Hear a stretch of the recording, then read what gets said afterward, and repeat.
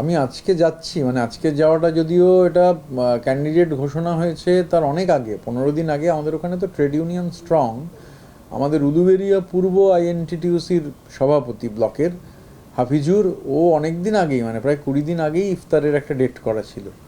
তো আমি তো তখন জানতাম না যে আমি উলুবেড়িয়া পূর্বে প্রার্থী। তো সেই ইফতার আজকে আছে, আজকে যাচ্ছি। ঈদ সামনেই রয়েছে। ঈদ মিটে যাওয়ার পর ফুল ফ্লেজেডলি, মানে এখন এমনি কাল থেকে দেয়াল লেখা শুরু হয়ে গেছে, মানে প্রচার চালু হয়েছে। কিন্তু আজকে বুধবার, কালকে বৃহস্পতিবার, পরশু শুক্রবার, সম্ভবত শনিবার দিন ঈদ। তো ফুল ফ্লেজেড যেটা একদম ক্যাম্পেনিং, সেটা ঈদ পেরোবার পরই শুরু হবে। তবে আমি মানে ইনফ্যাক্ট আমি ওখানে থাকবো। তো থাকাটা একটা বাড়ি খোঁজ খবর চলছে, আজকেও দেখতে যাব একটা দুটো বাড়ি, মানে প্রাইমারিলি দেখে রাখা হয়েছে। তো ওটা হয়তো মানে থাকাটা শুরু হবে ওই ঈদটা কাটিয়েই আর কি। কারণ এখন এই মুহূর্তে ঈদের বাজার রয়েছে, মানুষ ওখানে মানে ব্যস্ততার মধ্যে রয়েছেন। কিন্তু প্রাইমারি প্রচার শুরু হয়ে গেছে। এবং আজকে ইফতার, আমি শুক্রবারের যে ইফতার হবে সেখানেও থাকবো, ঈদের গোটা দিনটাই তো ওখানেই থাকবো। আর তারপর ঈদ কেটে গেলে আর আমি মানে যাতায়াত করব না, ওখানেই থাকবো। এই রাজ্যসভা থেকে একবারে বিধানসভা, এই যে একটা জার্নি, নতুন জার্নি, এটা কেমন লাগছে এবং কিভাবে ঘোষণার পর কিভাবে সাড়া পাচ্ছে? কালকে বহু মানে অসংখ্য টেলিফোন উলুবেড়িয়া পূর্ব থেকে পেয়েছি।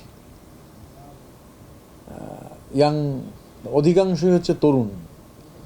তো আজকে অনেকের সাথেই দেখা হবে। তারা, আমি সবাইকেই বলেছি যে আজকে আমরা ইফতার রয়েছে, যাওয়ার বিষয় রয়েছে। এখন আমি যেহেতু একজন পার্টিজান লোক, তো মানে আমার ইন্ডিভিজুয়াল চয়েসটা গুরুত্বপূর্ণ নয়। মানে আমি 2000 থেকে 1 বছর পুরো টানা চা বলয়ে পার্টিয়ে থাকতে বলেছিল, আমি থেকেছিলাম মানে টানা। মানে কলকাতায় আসে হয়তো বছরে 3 বার 4 বার এসেছিলাম কলকাতায়। 2021-এর জুন মাসের 5 তারিখ থেকে এখনও চলছে। আইএনটিটিউসির রাজ্য সভাপতির দায়িত্ব পালন করে চলেছি, পার্টি দিয়েছিল, চেষ্টা করেছি যতটা ভালোভাবে পালন করা যায়। 2024-এর ডিসেম্বর মাসে পার্টি রাজ্যসভায় পাঠিয়েছিল, আমি আমার যতটা দেওয়া সম্ভব ততটাই দেওয়ার চেষ্টা করেছি। এখন পার্টি মনে করেছে যে বিধানসভায় লড়তে হবে। তো একজন পার্টিজান লোকের পক্ষে হচ্ছে পার্টি যেটা বলে দেবে সেটাই ফাইনাল। এবং আমি পার্টিজান, ইঞ্চিতে ইঞ্চিতে পলিটিক্যাল এবং কমপ্লিট পার্টিজান। সুতরাং একটা নতুন অভিজ্ঞতা। আমি জননেত্রী মমতা বন্দ্যোপাধ্যায় এবং আমাদের নেতা অভিষেক বন্দ্যোপাধ্যায়কে ধন্যবাদ জানাই আমাকে এই সুযোগ করে দেওয়ার জন্য। তো উলুবেড়িয়া পূর্ব, যেখানে আমাকে প্রার্থী করা হয়েছে, এখন this is a new journey and this is a new experience. Every day is a new day. একটা বিশেষ জিনিস মিস করছেন, মানে সংসদ বা যেহেতু টার্মও শেষ হতে চলেছে, কোনো বিশেষ জিনিস? হ্যাঁ, টার্ম মানে আজকে এমপিদের ছবি তোলা হয় আর কি, রিটায়ারিং এমপিদের। তো স্বাভাবিকভাবে আজকে যাওয়ার সুযোগ হয়নি আর কি। কারণ এই ইফতার যেহেতু আমি তো জানতাম না যে, প্রথম কথা যদি জানতাম উলুবেড়িয়াতে পূর্বে প্রার্থী নাও হতাম তাহলেও যেতাম না, কারণ আমি এই ইফতারটা কমিট করে দিয়েছিলাম। তখন এই ডেটটা জানা ছিল না যে আজকেই রিটায়ারিং এমপিদের ছবি তোলা হবে, মানে সব এমপিদের একসঙ্গে, এবং রিটায়ারিং এমপিদের ফেয়ারওয়েল স্পিচ হবে।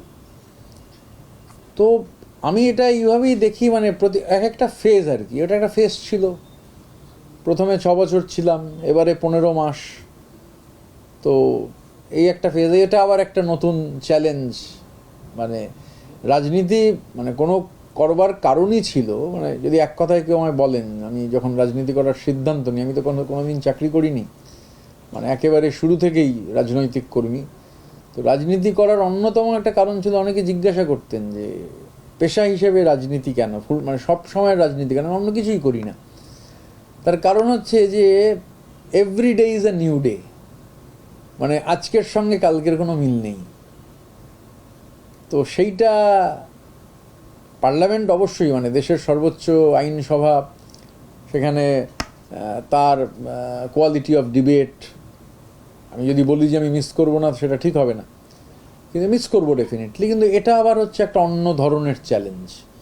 মানে অলরেডি সেই চ্যালেঞ্জের জন্য আমি আমার মতো করে আমি বিশ্বাস করি আর কি, যেটা যে আমি যেহেতু পার্টিজান, এবং এটা আমি মানে প্রকাশ্যেই বলছি, পার্টি যদি মনে করে যে ঋতব্রতর কাজ এই টেবিলটা ভালো করে মোছা, আমি 100% দিয়ে টেবিলটাই মুছব। মানে আমি বিশ্বাস করি না যে একজন পার্টিজানের লোকের পক্ষে পার্টি যেটা বলে দেবে সেটাই ফাইনাল। পার্টি এখন বলেছে, সুতরাং এখন উলুবেড়িয়া পূর্বের ভোট হওয়া পর্যন্ত মানে আমার তরফ থেকে কোনো রকম খাত থাকবে না, যতটা এফোর্ট দেওয়া যায় প্রয়োজনে তার থেকে বেশি দেওয়ার চেষ্টা করব। একটা অন্য প্রশ্ন বলছি, এই যে ইলেকশন কমিশন উপরতলা থেকে নিচে তোলা আপাত মস্তক কন্টিনিউয়াস নানা পরিবর্তন এনেছে, ডিএম, এসপি, মুখ্য সচিব, স্বরাষ্ট্র সচিব, এসব তো ছিলই। যে এটা অন্যান্য রাজ্য, 5টা রাজ্য পশ্চিমবঙ্গ সহ হচ্ছে, অন্য রাজ্যের ক্ষেত্রে এরকম হচ্ছে না। এটাকে আপনি কীভাবে? 20 দিন এসপি হয়েছেন, যিনি 20 দিন এসপি হয়েছেন মানে সামান্য সময় এসপি হয়েছেন, তাকে পর্যন্ত বদলি করে দেওয়া হচ্ছে, নোটিফিকেশন হয়নি।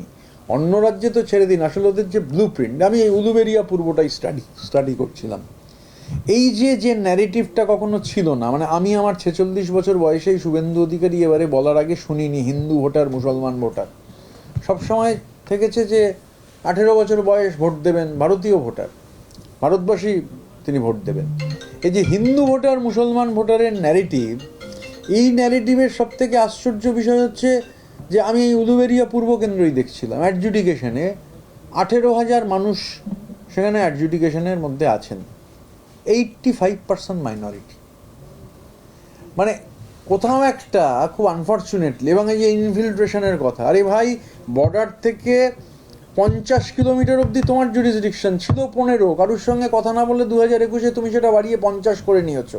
আমাদের রাজ্যে এরকম পয়েন্ট আছে, বাংলাদেশ বর্ডার থেকে অন্য রাজ্যের বর্ডার, ঝাড়খণ্ডের বর্ডার, সে স্ট্রেচও 50 কিলোমিটার নয়। তাহলে ইনফিল্ট্রেশন কোথায়? ইনফিল্ট্রেটার। আর তৃণমূলের কোনো লোক যদি এরকম বলতো হিন্দু ভোটার, মুসলমান ভোটার, নোটিশ দিয়ে দিত নির্বাচন কমিশন। নির্বাচন কমিশন মানে প্রাণপাত পরিশ্রম করছেন বিজেপির হয়ে।